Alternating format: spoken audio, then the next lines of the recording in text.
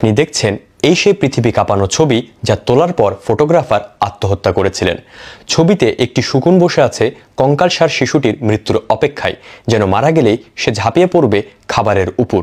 তুলেছিলেন দক্ষিণ আফ্রিকার ফটোগ্রাফার কেভিন কার্টার। মৃতপ্রায় শিশুটি 1993 সালের মার্চ মাসে এক মুঠো খাবারের সন্ধানে দুর্ভিক্ষ পীড়িত সুদানের আয়ত থেকে আধা মাইল দূরে জাতিসংঘের খাবার বিতরণ কেন্দ্রের দিকে এগোচ্ছিল। এক পর্যায়ে সে উবু হয়ে মাটিতে মাথা রেখে নিথর হয়ে যায়।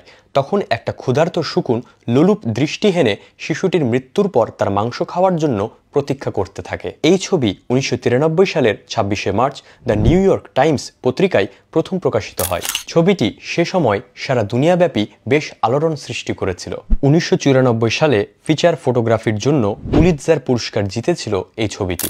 ফটোগ্রাফার কেভিন কার্টার পুলিৎজার পুরস্কার জেতার 4 মাস পর মাত্র 33 বছর বয়সে আত্মহত্যা করেন। পরবর্তীতে জানা যায় এই ছবিটি তোলার পর থেকেই তিনি মানসিকভাবে ভেঙে পড়েছিলেন।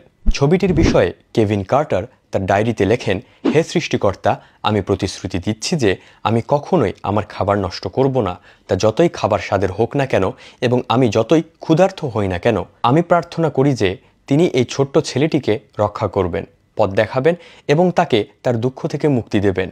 আমি আরও প্রার্থনা করি আমরা আমাদের চারপাশের পৃথিবীর প্রতি আরও সংবেদনশীল হব এবং আমাদের ভেতরের স্বার্থপরতা ও সংকীর্ণতা দ্বারা অন্ধ হয়ে যাব না।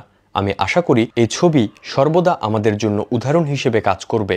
আমরা এই শিশুটির তুলনায় কতটা ভাগ্যবান এবং আমরা আমাদের জীবন ধারণের জন্য খাবার কোনো কারণ ছাড়াই পেয়ে যাই, এমনটা অবশ্যই মনে করব না।